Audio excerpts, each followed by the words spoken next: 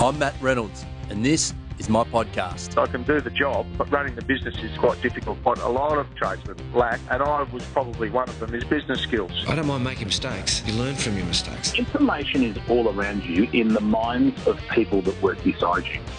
Peter Irvine joined me, Matt Reynolds, on Trench Talk this week to discuss his career, which has included being on the marketing team that first brought the restaurant chain McDonald's to Australia and even bigger, establishing the Gloria Jeans Coffee franchise, also in Australia, before then purchasing, along with his business partner Nabil Saleth, the international master franchise brand and supply and roasting rights for all countries. The idea of these discussions, for those of you joining us for the first time, is to go into the trenches of achievement and talk not with people who are orchestrating from some lofty perspective, but to those high performers who are actually in the trenches honing their craft. That has included guests from the worlds of business, sport and entertainment, all of whom are on the front lines doing amazing things. We discussed Peter's business journey, which began at the young age of just 14, his thoughts on educating and helping his own children, and selling his stake in the Gloria Jeans operation. Today, Peter is a regular speaker at a wide range of business, community and industry events, both in Australia and overseas. He has authored the books Win in Business, 20 Keys to Catapult You Towards Your Vision, and more recently, Building Your Business, Your People, Your Life. He's also produced a range of business training tools, which you can find, along with his books, at his website, peterirvine.com. Enjoy my chat with Peter Irvine. Peter Irvine, thanks for doing this. I'm happy to be here, Matt. Now, we're both here, but we're not together today because you're actually in your home office in New South Wales, is where you're based. Correct. I'm in my office here in Melbourne, so we're doing this over Skype. Now, given your business record, I kind of feel like I should just zip my lips for the next hour or so and just have you talk, because what you've achieved is quite a lot, which we're going to jump into. But on the work front, what have you spent the last 6 to 12 months on? Well, the last 6 to 12 months, and probably 2 years, I'm primarily 90% of the time now speaking for companies, the business groups. I do a lot of countries around the world and in Australia. A lot of business people that are connected to churches. A lot of churches want to help their business people, not just speaking at a breakfast or a lunch or dinner, but also running practical workshops, in marketing. How do you build a championship team? How do you balance family, work life? How do you build an actionable plan? So that probably takes, 90% of the time, and I've got a small number of people I've helped, if you like, consulting or mentoring now, but the speaking and travel with that takes up quite a lot of time, and also the preparation that goes with it. Of course, you talk a lot about family, and one of the things you actually suggest a few times that I've heard you speak, and indeed in your books, is to involve your family in your business. Why do you give that advice? Well, very simply, I've seen it both in my advertising agency days and the time when we started and ran Gloria Jeans with families, with franchisees, and even in the company itself and with companies I've helped, that if the relationship at home isn't going very well, it tends to be dragged into the business arena, and it affects how you relate to your staff, your customers, and it actually affects your business. If the business is struggling, or you've got cash flow issues or clients or staff issues, and you bring that home, it starts to affect the home life. So your whole life starts to become, terrible, I guess, and you think, do I really want to be doing this? And you want to give up and close, go away, do something else. But the problem is you take the problem with you. Yeah, yes. I say to people, when you point the finger at someone, have a look and see the other three fingers are pointing back at you. Oh, there you go. And often it could be us, and it might be an attitude we need to change. So I say, if you go home and all you're doing is dumping onto the family the problems with the business, with the customers, with staff, and they never hear the good things, they start to resent the business, they start to resent where you work, they start to resent the people you work for. And it's not always like that. It's just a perspective you've given them. It's interesting, isn't it? Because for some reason we do all have this ability to save the worst parts for those that are closest to us, right? Yeah, correct. What are your thoughts on, do you have children yourself? Yes, well, they're both growing up. One's 41 and the other's 39. Have you thought about how you actually transfer what you've learned in a business sense onto them, just sticking with this family theme for a minute? Well, I mean, these days, to say it less than what it would have been when they were growing up is probably true, but, you know, they still talk about what they're doing, and sometimes you can bring a different perspective to something they may be confronting or an idea they could pursue with their business, or different times working for an organisation, and they've found that helpful to have, or I can introduce them to someone who can actually help them with that particular issue. But in their life and growing up, you know, you've got to develop a good relationship with your kids, because in the end they often listen to other people rather than you. That's true. And you can bring someone else into their life and they'll take every word as gospel, and they think, oh, old man, what does he know? And you know, and that's understandable, and you sort of accept that. But that wasn't necessarily with my kids. Yes, they probably listened to other people, but you know, when I imparted something or shared something or talked about something, I tried not to be a lecturer, but just shared, you know, hey, this happened, or this is the way I dealt with something like that. It might be helpful to you. And you never know whether it's getting through or not, but it's interesting in later years you see them do something and you think, you know, they did take that in, because you can see it coming out. Did you ever actively involve them in the businesses that you're building? Like, as in, do they have a role in the business? Well, in the advertising agencies days, no, because they were in high school. But of course, one of the things I thought I would do in those days is when school holidays came, a couple of times I actually took them into work with me for the day. Okay. And I just asked couple of different departments, like creative or media, would you just, are you happy to have them spend a bit of time? You know, they can do work like filing or whatever, but share about your job and what you do. And they had a great day. We went out and had lunch, you know, but they spent time with other people, got spoilt rotten, but they had a great day and they learned from that.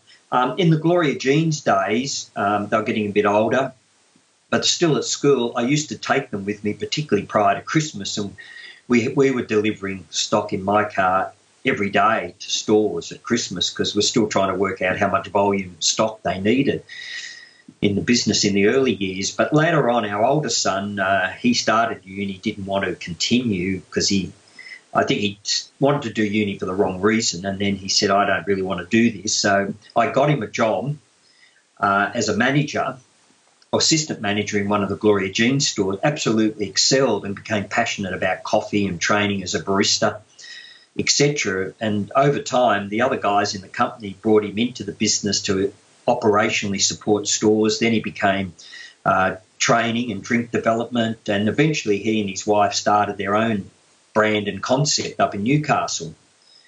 After 3 years, they sold that for a pretty good price because they built a great business. So, yes, he got involved. Our other son, he wasn't necessarily interested in working in the store. He was more in the technical area, but I got him an introduction to a company that willing to take him on and train him, you know, in that area. And he's excelled. He's in America now, based over there, working on major events like the US Open, the presidential election, the Tony Awards, etc., UN, and so on. So he's learning a phenomenal amount. Oh, yeah, I bet he is in that company. So in a way, yes, they were loosely, you bring them into the business. I say to people, be very careful bringing your son and daughter into the business immediately. It's better they go and work somewhere else, under someone else, and then come and work in the business. If they come straight in, I've seen too many, and in a majority of cases, where the son or daughter has actually destroyed the business because they haven't actually learnt the hard knocks. They haven't learnt to stand on their own 2 feet.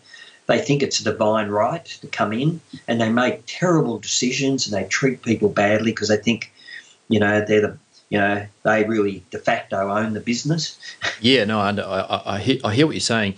It's a real balance, isn't it? I ask these questions because I've got very young kids myself, but I've already started thinking along these lines, and that is that you want to impart the best lessons and the wisdom that you have, I guess, but some of the time that comes out of the trials and tribulations that you go through. So how do you pass that on without that component, if you like, makes it very difficult to make it real?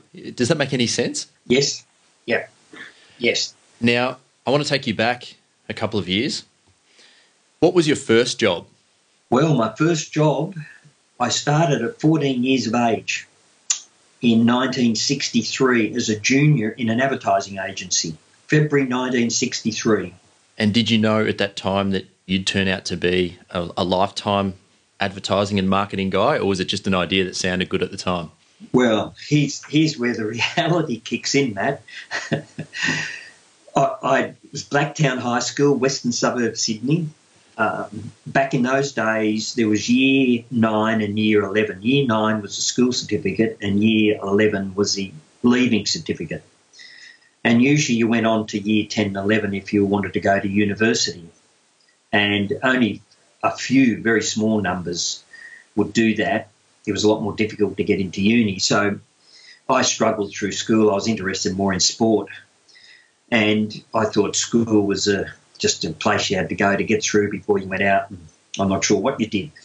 Anyway, I got this junior job. Now, this was paid £3.10 a week. It was before decimal currency, before dollars and cents came in. Oh, wow, yeah. £3.10, which probably was about $6.20, roughly. Yeah, yep. And I travelled about 50 minutes by train from Blacktown to the city.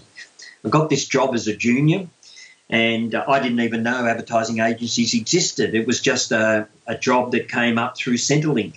And I worked as this junior, which was picking up newspapers every morning and delivering parcels and envelopes to clients and the media offices around the city from Circular Quay, where the office was. And then after a couple of years, someone said, we want to put you into print production as a junior. Well, starting to learn a little bit about the place, but I was very naive. I mean, I only did, to say I did average at school was probably overstating it. I got through it, but because there wasn't ever any expectation by my parents. There's no one talking things like vision, mission, values, plans. That just didn't exist. And at that time, leaving at that age was a pretty common thing? Yes, absolutely. Most people left. In my year at Blacktown High, there was 9A right down to 9G. So there were a lot of classes in Year 9, and usually A and summer B would go on to Year 10 and 11. The rest all left and got work elsewhere. It's funny, I was in 9E, and some of the guys in my class became professors and all sorts of stuff, even though they at that time never went to uni. They eventually obviously did, and they became, quite significant in the educational of universities and other places. So it doesn't matter where you finish. It's actually, what you really want to do or move forward with. Anyway, so I just progressed through advertising to eventually the last 2 years I became managing director of a company of 200 people in Sydney with big clients like McDonald's. We'd launched McDonald's into Australia, and we had a whole range of other big clients. Scary if you think about it. A guy at 14 knows nothing, suddenly running this big agency, he's supposed to know everything. And how long how long were you there before you became number one? Number one, you mean as an ad agency? No, as in you were head of the company, so you came in at 14, and then how long did it take you to get to the... Probably about 28 years into it, because I never wanted MD. I never expected to be. I spent many years in print production, and then they moved me into media administration. That's where you plan and buy media, and then I became media planning and buying, eventually became the national media director after many years, then GM of the company, then get to work on McDonald's for a number of years because, I love that retail business, but it wasn't always easy for people to adjust to because they wanted to do nice advertising, corporate advertising, and they wanted to work on those clients. I prefer the down-to-earth stuff where you're getting results. And then eventually the last 2 years, I didn't know I was going to leave and go start Gloria Jeans, but the chairman, I got back from holidays and said, we want you to become managing director. I said, well, I don't think so. It's not on my plan. Not that I had a plan, by the way. It's not on my plan. Well, that wasn't a lie then, was it? You're actually telling the truth. Yeah. And anyway, eventually my wife said, you should do it. I go, okay. Well, I went in and I said yes. And then the next day I woke up at 5:30 and thought, don't think about it. You won't get out of bed. So, because what are you doing this? Anyway, on the way to work, it was 90 minutes in the car because the traffic was horrific, bad roads. And I was thinking to myself, well, we're going to set a vision, whatever that is, and I'm going to make people catch us. So we're going to set a plan and a vision, because it was still the early years of that stuff being talked about, and no one ever knew the practical reality of really to bring it alive. So we set about on a plan with the key people, went away for a couple of days, set about on a plan, put together this plan, and then said we've got to engage with everyone in the company, the 200 people. If we don't, this is not going to happen. So we worked a process where we did that. And then when I look back the 2 years, each year for the 2 years, the company had a phenomenal success. And I realised we had actually engaged with 200 people.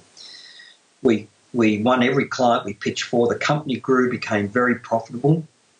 I made sure every staff member got rewarded at bonus time, which never happened before. And that really engaged with a whole lot more people. They actually saw, well, the company is at least thinking of us. And then eventually, mid-1995, our partners approached Sue and I and said, would you like to do something different? And that's where the idea of Gloria Jeans got on the table. So when you first went at the advertising agency, you came up with this vision, which I guess they didn't have, because if I understand it correctly, the agency was in a little bit of trouble at the time. Clients were leaving, is that right? Yes, there were through a couple of people in the company, and plus takeovers and when something happens, you get a whole multiple of things happening, and so morale was pretty bad, and it was going through a difficult process, and so setting in place a different plan. Different vision, engaging with people. Well, it's all words until the reality starts to come out. And I just made sure, I said to the guys, we're not going to just be words on paper or on a whiteboard. We're going to actually make sure what we've said here we're going to do. So at every board meeting, because they were working directors of running each, and some of them were very young, I promoted into the position. And I said, we're going to make sure every meeting we're going to review where we're at with each of the practical things, actions we've decided we're going to do. So it engaged and made sure people did what they said they would, so they were accountable for it. And just the momentum of seeing a few things happen snowballed and created a whole lot of, I guess we didn't think of it at the time, but a whole lot of positive things started to happen. And even when something negative happened, you just swatted it aside and kept going. Did you have to have was there like a clean out of staff maybe involved? Because after you come up with that vision, to actually share it with that amount of people and to have them get on board and start living it, that would have taken, I mean, I've never done it myself. I'm just imagining that would take a lot of effort. Well, it does take a lot of effort, but I'm guessing when I looked around, there was about 5 or 6 people out of 200 who thought we were all idiots. And eventually they left because advertising agencies had a procession of people, going for better jobs, bigger jobs, more money.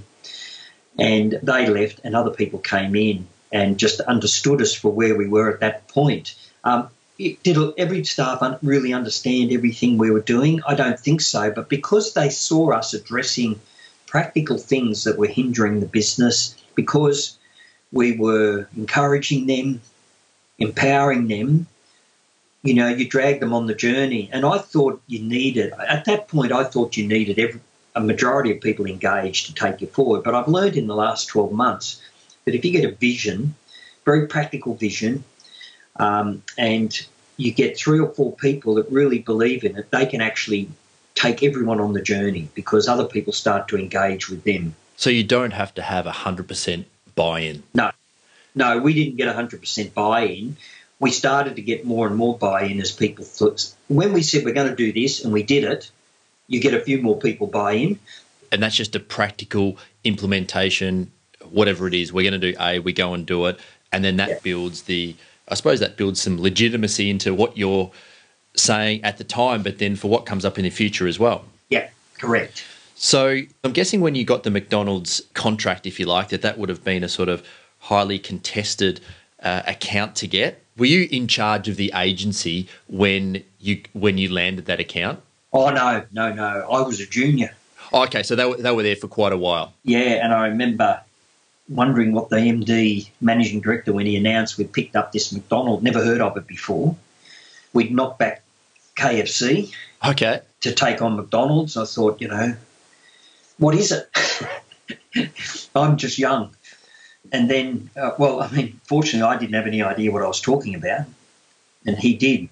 It was many years to get going, but I'd done a little bit of work as a junior on it, some media planning, small budget, and then over the years got actively involved in it from a media point of view and then account management point of view, and then ran the whole account while we were looking for someone, because we had a team of 50 people on McDonald's because it was a huge piece of business. Yes. And and sometimes with the marketing director it was difficult at times. I got on well with him, but others didn't. So whenever we had to move someone, it took time to find the right person. So I had to get back involved in it. I like the business. I like the cut and thrust of it. But there were certain, always parts of it that were difficult. But that's the same with every client. Same with every business. There's always issues and things you prefer not to have to deal with. Of course. Was there a moment when you really felt that you cracked the market in terms of having McDonald's accepted? Was there a moment in your advertising campaign that really worked? Well, it was actually a culmination of a whole lot of plans, programs, premiums, products, strategies that started to work and build on top of each other. And we got to the stage, certainly in Sydney and Melbourne, where McDonald's became number one or very strong, still struggled to some extent in Queensland and very badly in South Australia and WA, where Hungry Jack's was more entrenched. And it was the days when Pizza Hut and KFC was quite strong, or particularly Pizza Hut, who seemed to have lost the way through a whole range of different reasons. And we still struggled. And, the words would be, Hungry Jack's are so big in these markets. And over time, we suddenly discovered that Hungry Jack's wasn't as big as everyone thought. And even though the sales volume per week McDonald's were delivering, stores were delivering, was not sufficient to be sustainable, we started to develop some fairly aggressive strategies in those markets to grow it. And it probably took 15 years. Oh, wow. To really know you've made it in those markets. And then from then it was like a tipping point or a catapult that actually they just went from strength to strength in those markets. Were you approached when you were still working with that marketing company to be part of Gloria Jeans, or how did that transition come about? Well, in mid-1995, a friend and his wife approached Sue and I and said, would you like to do something different? I said, well, what do you got in mind? And he said, I've been offered this concept called Gloria Jeans. I said, well, I don't know a lot about fashion, because that's what I thought it was. And he said, no, it's coffee. I said, well, I picked up a coffee, but I don't know why it's bitter or burnt or tastes like dirt one day, and other days it's okay. I do now, but I didn't then. So he showed us this colour brochure. He said, I've been offered this concept. He was already bringing in, the owners of the company had Brothers Coffee, but he was already bringing in coffee beans for supermarkets and coffee and other condiment type things for restaurants and so on. And he said, I'm busy with this. I need someone to run this if we were to do it. So he and I went to America, looked at it and negotiated the rights for Australia, despite me having no idea what a specialty coffee concept was or anything about the coffee business. But we negotiated this deal. They wanted 75 stores. I couldn't see how you could open 75, which was then a coffee tea gift store in America.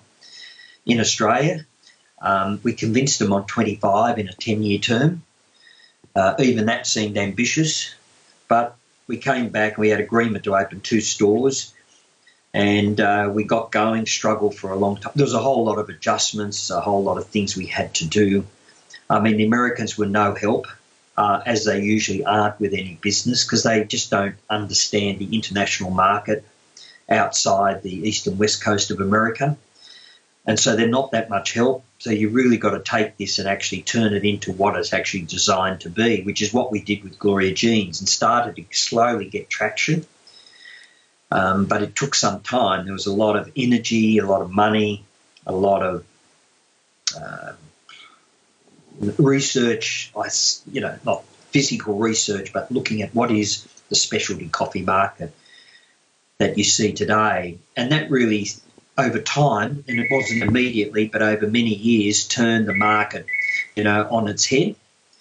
And that's why you see a big coffee market today, which is probably way oversaturated. That's, but, there's a coffee shop on every... Well, everyone has this passion, not everyone, but the majority of people have this passion to open their own coffee place, but they don't understand the nuances of it, and they just think you just open, get any brand, stick it in there, turn a machine on, start producing coffee, but that's not what the market is. It's not hard, but you've got to have an understanding of it. It's a culture. So what was happening around this time? And the reason I ask is that you, in advertising, you've got a great job, a great career. It's been very successful up until that point. And then to hear about an idea, negotiate what turned out to be the 25 stores, and then come back and jump into it. That kind of seems like a big jump at that time. Was there anything else happening then that sort of caused you to take the plunge, or anything that you could you see the vision for coffee? What was it? It just seems like a big jump. Yeah, well, no, I couldn't see a vision for coffee necessarily. I liked the cup of coffee. I liked the concept when I saw it, but understanding whether it's a goer or a durable in a market like Australia. It was. I've been 30 years in advertising, and I'm looking around and thinking, there's not a lot of older people here. This is a full-on. In the day is the time you start in the morning when you wake up to when you go to bed. It's full on. It's go, go, go. Everything's urgent, but you only deal with the panic things because everything's urgent. Everyone has this mentality, everything is urgent, and it isn't, but that's how it operates as an industry. So you thought, well, you could build something that you could work with till the rest of your life. Although these days that doesn't necessarily happen. You build it up, other people want to buy it, or you decide you don't want to do this for the rest of your life. There's too many other issues, government legislation changes, interference, just a whole lot of other things says, well, do I want to do this for the rest of my life and have my neck on the line? But, back then in advertising, I was 49 when our friends approached us about it. In 1995, I was 49 at the time. And thought, well, do I do something different?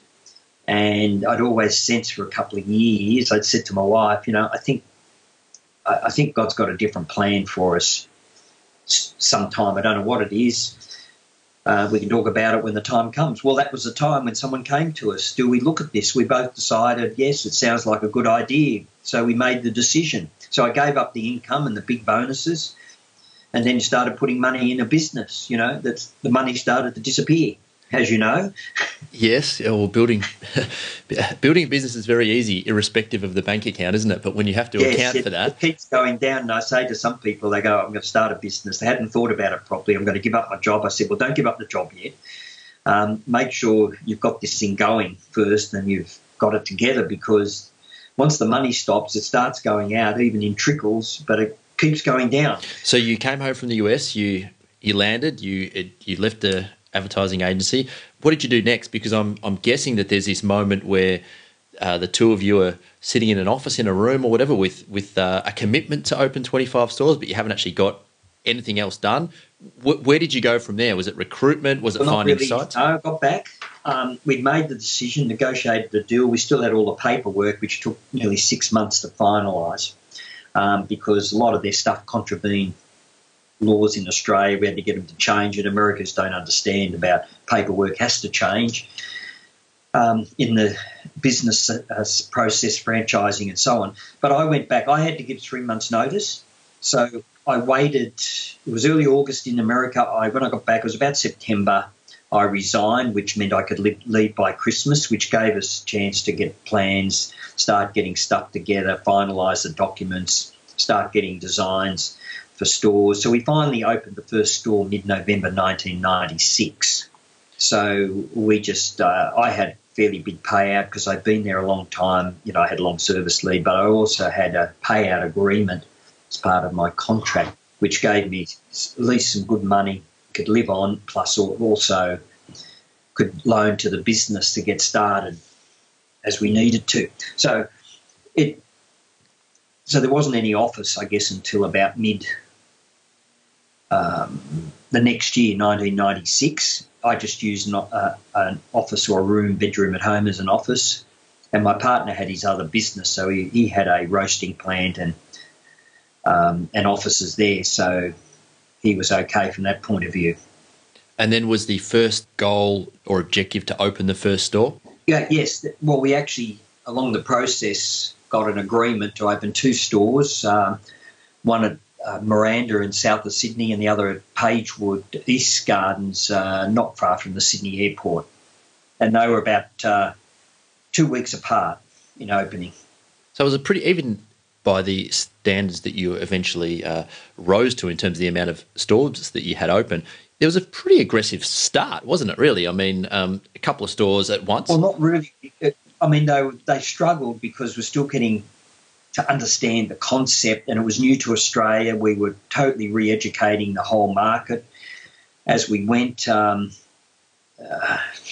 People opposed a lot of the things we did because there was a tradition to drinking coffee and tea that you had to break through.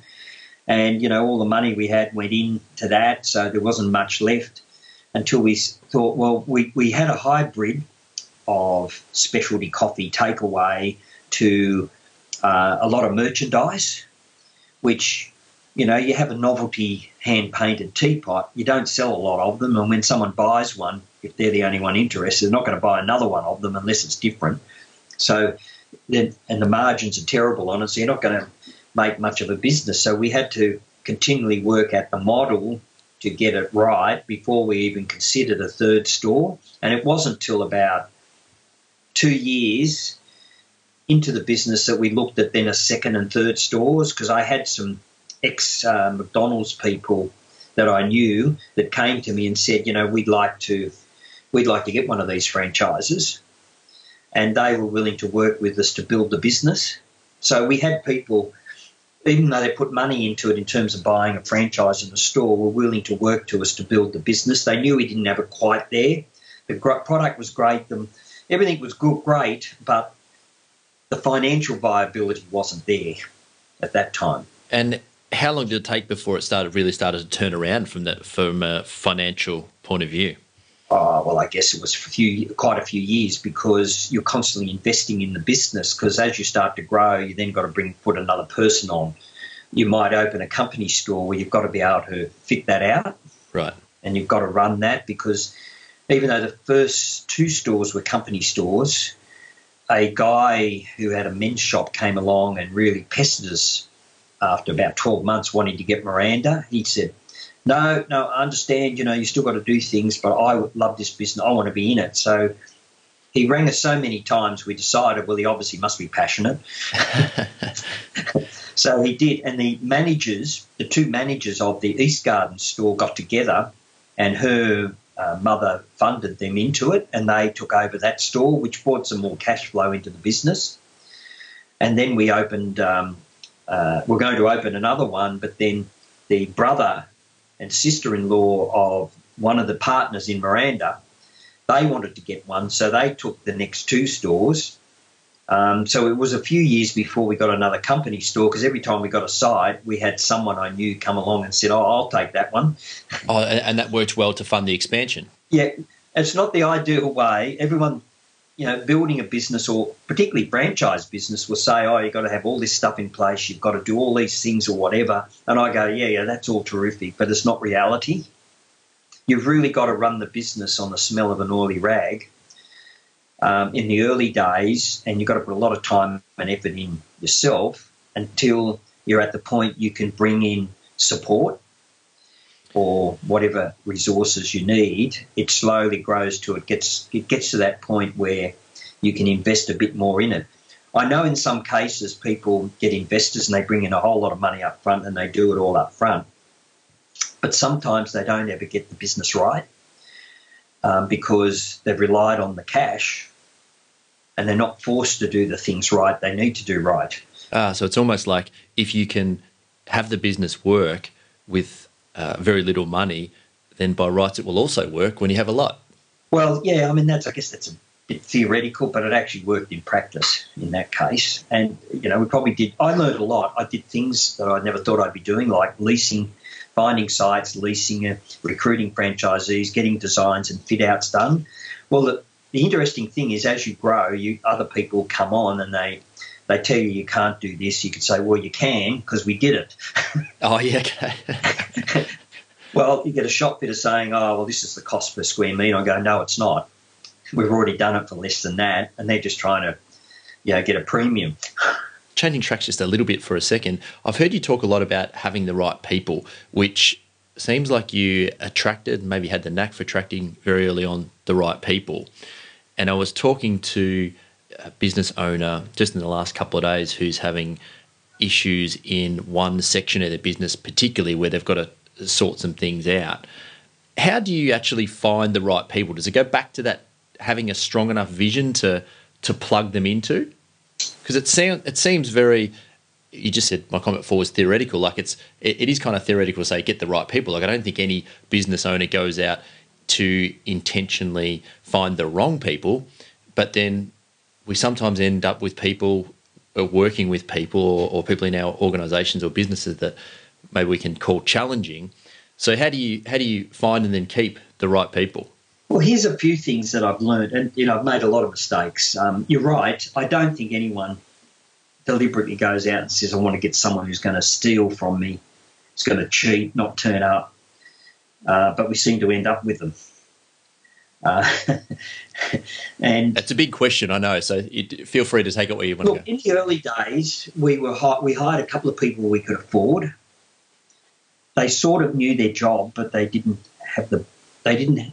what I call a ceiling mentality. There was a certain level they could operate in, but they couldn't break out of that. Right. And they needed to be able to grow. They needed to be able to think.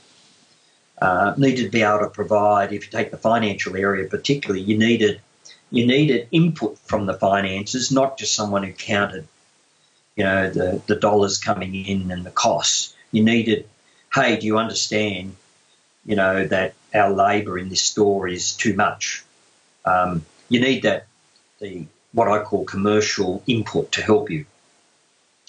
And I've made a lot of mistakes in that area. The other thing is people look at resumes and put too much credence on them. And particularly these days, it's very easy to have a resume that sounds good because you go to the internet and you can get templates to help you. But, if the only references are family members and good friends, I don't think that's a good guide.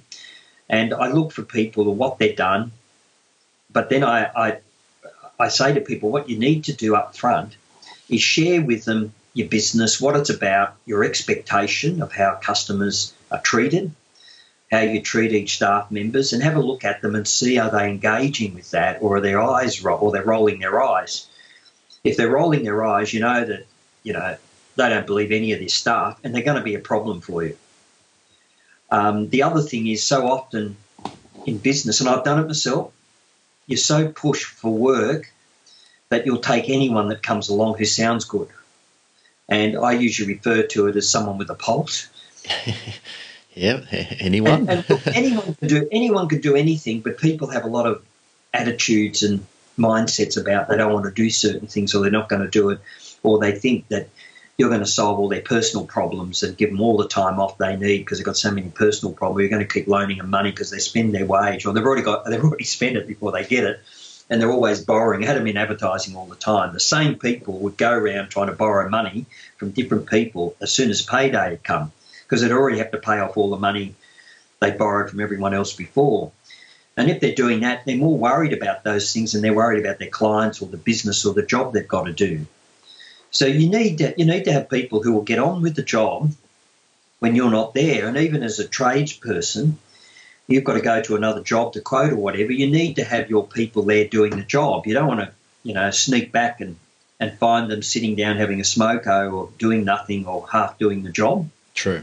Just to get it done. Because, if they can do the job and they do it properly, they're actually going to make your business, more profitable, but makes your life a little bit easier rather than creating stress. So, I always say share with where you want to go with the business, what you've got in mind for it, and just have a look how they engage with that. And do you also ask about, when you're doing a lot of this, their background, what their interests are? Do you try and form a good idea of who they are as a person? Yes, look, these days with all the rules and laws and stuff about what you can and can't ask, I always, at some point, even after the interview, say, what's your interest? And you can usually do that in the interview. And in advertising days, if their whole interest was around clubbing and snow skiing, I never hired them. Nothing I got against skiing. It's just that in this winter season, they'd be gone. They want to go on Friday early. They tell you they'd be back in Monday morning. They usually rang up, they're so knackered because they have this, they only get one night's sleep because they go down by bus and they get one night down there, which they don't get a bit early anyway, and they're back Monday, or late Sunday night, they're so knackered they're not into Tuesday and they're already ready for the next one. If it's clubbing, they turn up the next day like they've been in a rugby scrum. Nothing against any of it, but it's just, it was the few people that did that, you got nothing out of them. And they were highly paid people, and you get clients complaining. So from an advertising point of view, I used to look at those things. But I think there's some good guides there. If you're looking for someone to help you as an electrician and a plumber or any type of trade or in business, and their interest, you've got to be careful what interests they've got. Nothing wrong with them, but sometimes that interest dominates them.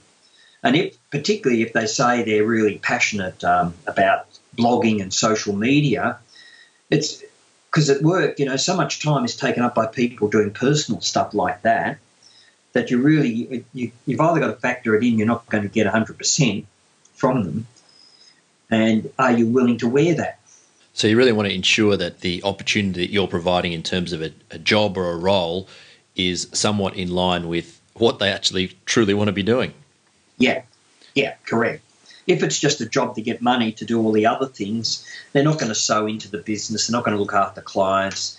Close enough is good enough. The drift you end up with. Yeah, no, I understand that mentality that you do as little as you can to get your paycheck and then get out of there. Yeah.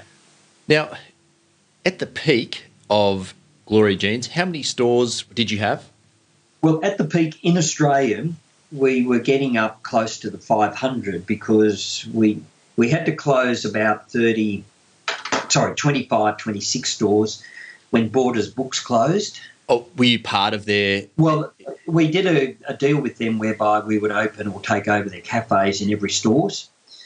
And it was a good model that worked for them and us and franchisees. So most franchisees would say, well, tough luck to franchisees, but we made the decision because of the way we operated, we would help those franchisees move to another location and not charge them for it. A few decided they didn't want to do it anymore and they just, they packed up. I'm never sure why that's a good decision because you move to another one, you always got something you can sell at least, even if you don't stay with it very long.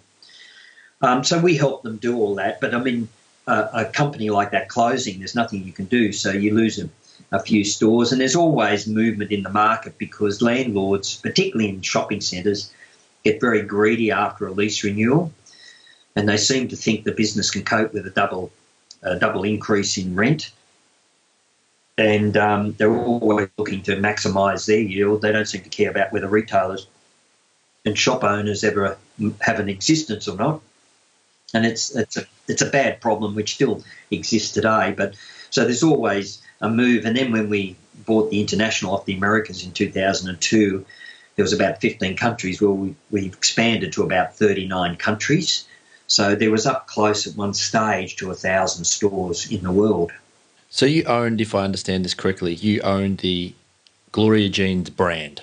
Well, yes, in 2002 we bought the rights. We were only trying to get Australia and New Zealand outright just to protect our investment, if you like, because we had a 10-year term, and as much as they probably wouldn't have, they could easily not renew it, sell it to someone else. And you could lose your business overnight. Yeah, correct. And as much as that's always a fear, it was unlikely that would happen. But the other problem is, as you get, say, 8 years into your term, it's hard to get franchisees for a term longer than the 2 years, because their lawyers are saying, well, these guys only have the rights, for 10 years, and they're already 8 years gone. So you've got no surety. Oh, of course, yeah. And that's creating a bit of fear that really doesn't exist, because even if someone else bought it, they would still want those people. But anyway, lawyers are lawyers, and they've got to do – they have to, do that. But I think the overemphasis is on some of that stuff. So it was better for us to have a firm fixed either ownership or renewal. And out of that came the opportunity to buy the brand for the world. We didn't buy America because they wanted too much for something that was struggling. So we didn't have the money. We had to convince a bank to loan us the money, a lot of money. That happened through an extensive business plan we had to put together, both for Australia and international. It's a constant learning process, as you can see. As you're growing something, there's always something new you've got to do, something new you've got to learn, or you've got to get people involved with to help you. It just doesn't fall out of the sky and it's all okay. And it then came with its problems, owning these 15 countries, because most of them were struggling, and they didn't want, as much as they didn't see the Americans helping, they were angry that the Americans would sell it to someone else. And especially as the Americans announced it to them in an email, didn't even ring them. Oh, goodness. So you were the bad guy before you even landed. Correctly. So we made the decision. We rang them all. Didn't go very well, but we invited them all to Australia for an international day at the Australian franchisee's second franchisee conference.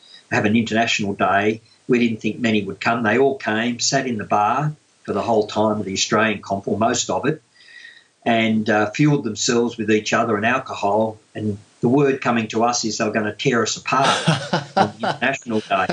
So the International Day comes when everyone else is leaving. We sit around this big boardroom, and before they could say anything, we said, welcome, today's a new day. The vision for Australia will now become the vision for the world. All stores will be designed here. All the drinks menu will be the same. The ingredients will be the same. We're going to supply all these ingredients. You're coming to Australia to be totally retrained. If you don't like it, there's the door. Well, no one left the room, but the Japanese stood up, but they sat down again. And, I say to people that from that point on, we didn't Band-Aid over a problem. We said, today's a new day. We're going to fix this. It starts today. So if something's not working, you've got to say, we've got to make a change. So you went right back to the power of a vision. You laid the vision out. Yeah. And you asked them directly, are you in or are you out? Yeah. And then started working through it. So that's a bit of a theme, I guess, of your career, forming that vision, but then secondly, having them, your employees or different countries or different franchisees then buy into it. Yes, correct. But that then had to be outworked into buying into it. But they knew that they were different focus, and do you want to be part of it? So you're no longer with Gloria Jeans, is that right? Yeah, we sold out. Both families sold out back in late 2014. And was there a reason that you did that? Oh, yes. I mean, my wife and I were out of the day-to-day. She was working in the marketing area as well, but we're out of the day-to-day, and I was just speaking a lot then, and I was only going for board meetings, and you probably needed to be there day-to-day because things start to happen that you're not happy with. Might be attitudes, different directions. So when the opportunity came, I said, yeah, happy to sell, happy to get out totally. because I was already busy with other things, so I could go on a different journey and not have all that issue with our money tied up. Can't get access to it because it's a thirsty machine. Yeah, I can only imagine. So it's better to get out and do other things. I mean, this year I turned 70 and I'm busier than I've ever been doing what I'm doing. I mean, I don't see sitting around doing nothing. We're not sort of those sort of, we like to be active doing things, and helping people and passing on all the things that I've learned is really helpful to people. Now, you consult to a lot of businesses now, and that makes perfect sense given what you've been able to achieve. What do businesses most commonly come to you and ask? Is there a theme to it? Yeah, look, there generally is a theme. I want to start a new business, or I want to grow my business. I've stalled. I'm not attracting new clients. I can't collect money. I'm not getting enough margin. So often the key questions, there's always a spread, but there is a few key ones. And one is, how do I balance family and work life? How do I marketing? How do I do marketing? How do I do digital marketing with that? Or what role does that play? Thirdly, how do I've got no systems. My business is growing. How do I go about getting systems? And thirdly, how do I get the right people, or how do I get rid of people? Are probably the four categories most fall into. And do you tackle that in a certain order, or advise in a certain order? Does one lead to the other, or is it a holistic approach? Yeah, what I've learned is I take them back. I mean, a few other people approach me. They just want to be mentored to become a leader in their business, whatever is a different thing. And some of those things do come out actually in the process. But no, what I usually go is, okay, tell me what your vision is. So first thing I say, where do you want to be in 3 years? Oh, I just want to be bigger. And I go, well, how big? Because I just want to be bigger is nothing to shoot at. And if I'm doing $500,000, I want to do $1 million. I'm doing 100,000, I want to do $500,000. I've got 3 stores, I want 15. I want them to be specific. Then I ask them, what are the barriers to achieving that? Could be financial. It could be I can't get the right people. I can't keep people. I've got no profitability in the business.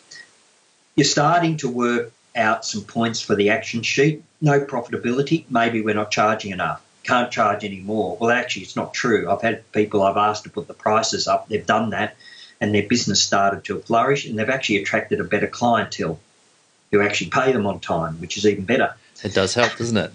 In some cases, I refer them to Jordan, who you met, is a web marketing guy, to specifically target groups to build their business. There's a bit of work's got to be done first, but usually most people say you've got to have a new website. Well, actually, it's not true. There's other ways to do it. So it just depends what it is. But I take them to where do you want to be, what are the barriers, and then we work on, have you got a vision? If not, let's create one that thinks about it from your customer's point of view, not you. Work up some values of the business so your staff know, or they know the expectation from you of the business to treating others in the business, people outside, customers, non-customers, and so on. And then and then I can do a SWOT analysis, the strengths, weaknesses, opportunities, threats. I do, yep. And I focus and I say, take your sheet, the strengths, weaknesses, opportunities, threats, find a couple of business people who know you really well, and your wife or your husband or someone close to you that knows you really well, and get them to fill in this after you've done it, because they find there's a whole lot more strengths they've got than they think they've got. And the weaknesses, I don't want you to focus too much on unless there's a weakness that needs addressing and it can be addressed. And then the opportunities, sometimes these people come up with opportunities for your business you haven't even thought of because they're not encumbered with traditional thinking in your product category. That's why people like what I do, because I come in not really understanding their business, and I can actually throw everything up in the air and say, you're doing this, but you're getting the same result, which is nothing. Why you keep doing it? We need to change this. We need to adjust it. We need to do whatever, because I'm not coming in with traditional, like I help a guy in the travel industry. I'm not coming with traditional travel thinking. Of course, yeah. So it's an entirely new perspective. Yeah, if it's the building industry, I come in and I know a little bit, but I don't know it. I'm not encumbered with all the traditional ways of doing things. I'm helping an interior designer, a friend of ours, and I'm giving her thinking she hasn't even thought about. And simple things like, well, you've done these quotes, she thinks she's too expensive. I said, well, you ever followed them up? So she rang them up and they said, yeah, no, we're ready to go ahead. No one even mentioned the price, but in her mind, she's running around thinking she hasn't got an answer because maybe she's too expensive. Oh, okay. So it's the practical things of saying, have you thought of doing this? Trying a few things. So there's nothing, a lot of the time, it's not revolutionary. It's just little adjustments here and there. Yeah, not revolutionary. And sometimes I come out with ideas for them that for them it's revolutionary, but I've probably done myself for a client in Abbott because I've worked across government, finance, legal, building products, personal care products, retail, franchises, everything you can think of I've worked on at some point. Civil engineering guy I know, I've helped, even web marketing guys I know not a lot about, I've helped them because they need focus in the right areas. They all get bogged down in their own business. Who has been the biggest help or influence to you in your career? There's probably been a few people on the journey where I've got encouragement, input, teaching, if you like, input in that way. I mean, first was in advertising. I had an MD, who really believed in me, even though I didn't know anything. And I really honoured that and felt that I've got to help other people because he took the time to help me. A lot of stuff from John Maxwell, because his stuff is very practical, has helped me. When at about 24 years ago, 23, 24, we changed churches and started going to Hillsong Church, and he was a church that actually encouraged business people. And through the messages, I got a lot of stuff that really helped me in running an ad agency and then Gloria Jeans in terms of building a culture, managing people, dealing with difficult people. I got a lot of practical stuff that came out of those messages on Sunday and out of the Bible that I didn't even know was there. That stuff became a big help to me. Just a couple of last questions, Peter, and then we'll wrap up because I know that you've got to get off and do probably a few much more important things in this interview. But anyway, the next 5 years, what does that hold for you? Well, I would have thought everyone would lose interest in me after, selling Gloria Jeans. In fact, if it's gone the other way, it's accelerated in the sense the amount of speaking overseas, even in third world countries, in Australia, is just accelerated. A lot of inquiries about mentoring or business consulting. I physically can't do it all, so I've set up a live online webinar or whatever you want to call it, where I'm being able to help 6 or 7 people at any one time, whereas I couldn't do them individually. And so that's the first one of those starts actually today. So I know how to do it because I've done sort of workshops live with people anyway previously, and I've got the content to practically be able to help people. So we move it away from just motivational stuff, but actually practically working on their business and solving issues they've got even, day to day. And then we put out some resources, a couple of books and a USB with talks and mini workbooks on it because it can't physically be everywhere. So we're trying to develop more of that. I've just discovered that you can have your own YouTube channel. Oh, wow. And so we're looking, I can put a whole lot of stuff up there, short videos to really help business people. So it's really trying to replicate everything and make it available on a wider scale that's not expensive. Well, the YouTube channel won't be any cost, but the resources I put out aren't that expensive for the amount of content and help that people get, because I'm trying to just help people because other people took the time to help me. And where do people find this information? I know your website is probably one of them, would that be right? Well, my website, peterirvine.com, has a few resources on there, has the 2 books I put out, which are actually just practical books with lots of stories, lots of examples. And also there's a collection, USB collection, which has 5 audio talks, 2 video talks, and 4 mini workbooks, one on marketing, just some simple things to learn about marketing with a 1-page template, 8 questions to get clear in your head before you get any marketing done, whether it's a sign, a website, a landing page, or a leaflet, and another one on building an actionable plan. How do you build an actionable plan to start or grow your business? Has the templates, gives you ideas of how to do that and make that happen. It's all simple stuff on a USB on my website, and there's a couple of other mini workbooks on there. They're all about 12 or 14 pages, the mini workbook. So there's a fair bit of content there to help people, and the website's got some articles, short articles under the word called articles. Is actually about 52 weeks of practical stuff to help business people. So it's peterirvine.com. There's plenty there if you want to look at it. Yeah. If someone wants to put a more than one resource, it's better to email the email address on there, because postage is included in each item individually, and it won't be that expensive if people order more than once, because the postage will come down. Well, there you go. Bulk discount. Now, the question I ask everyone, and then I'll let you go. If you could have one law changed, what would it be? One law. Well, some of the laws that have been introduced have probably been needed to create credibility in the franchising industry, for example, and food.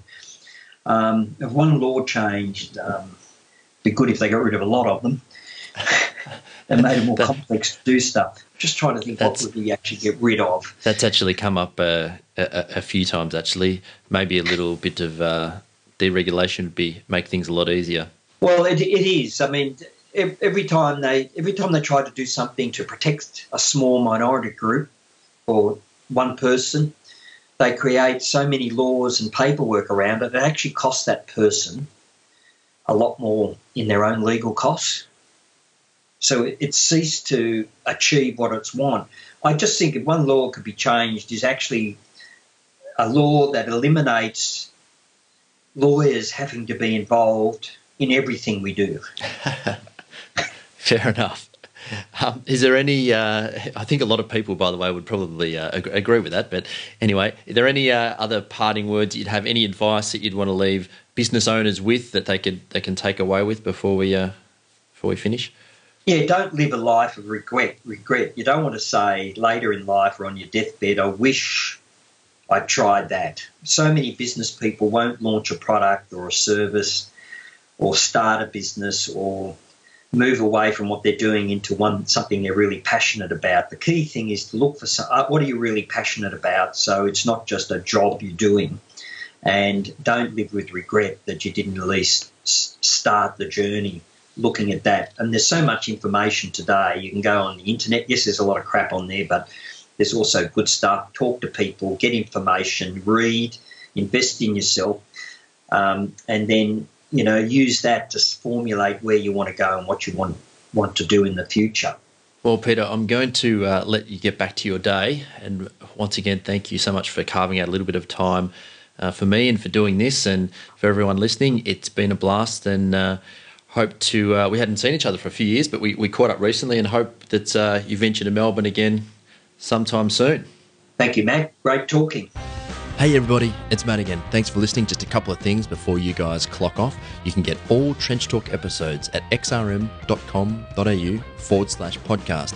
You can also sign up for other goodies at the same site. Just plonk your email in there and you are covered. That's X for X-ray, R for Romeo, M for Mike.com.au/podcast. If you really like what I'm bringing you, please head to iTunes, subscribe to this show and leave a review right there. And lastly, if you want to contact me directly, type the @ symbol followed by Mr. Matt Reynolds into your search bar and you'll find all the social links. Goodbye.